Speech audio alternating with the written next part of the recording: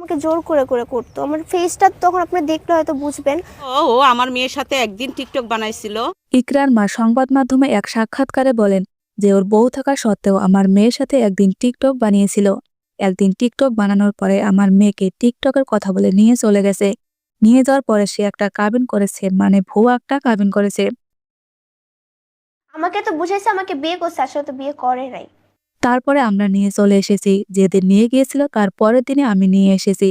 নিয়ে আসার পরে সে আবারও 2 দিন পরে ইকরাকে বলেছে, তুমি যদি না আসো আমি মরে যাব। মানে ইকরাকে ব্ল্যাকমেল করেছে। ইকরাকে বলছে তুমি যদি না আসো মরে আমি যাবো। মরে যাব।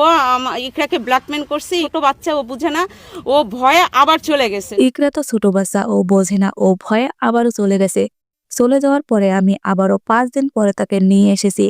5 দিন পরে আবার নিয়ে আসার পর ইকরাকে যখন আমি ওখান থেকে নিয়ে আসছি, আমি কোর্টে গিয়ে তাদেরকে যদিও বিয়ে করে থাকে আমি ডিভোর্স দিয়ে দিয়েছি। না, বাবা হতে পারবে না, আমার মনে হয় না।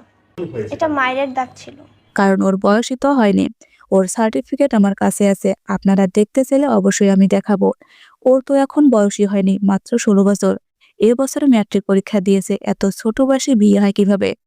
নিশা শিখাই দিছে সাকিবরে যে এই মেয়েটাকে এমন ভাবে ভাইরাল কর জীবনে যেন কোথাও বিয়ে না হয়। আমরা ভালো করে খোঁজ নিলাম, কোথাও তার বিয়ের নাম নেই।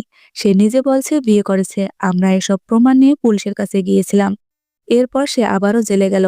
4 মাস পর তার বউ তাকে ছাড়িয়ে নিয়ে গেল। যখন সে এই দুর্ঘটনাটা ঘটায় তখন সকালবেলা আমাকে ওর ভাই ফোন দিয়েছিল। ফোন দেওয়ার পরে আমাকে বলছে, আন্টি আমার ভাইয়া মারা যাবে, আপনি একটু ইকরাকে নিয়ে আপনি হাসপাতালে চলে আসুন। তখন আমি বলছি, তোমার ভাইয়ের কি হয়েছে, আমরা কেন আসবো, আমরা কোনো বিপদে পড়তে চাই না। তখন সে বলছে, না প্লিজ আন্টি আসেন। তারপরে আমি আমার মেয়েকে নিয়ে গেছি। যাওয়ার পরে ওদেরকে বলেছি, দেখো আমাদের কোনো কথা মিডিয়াতে বলো না। আপনি কি মা হতে পারবেন?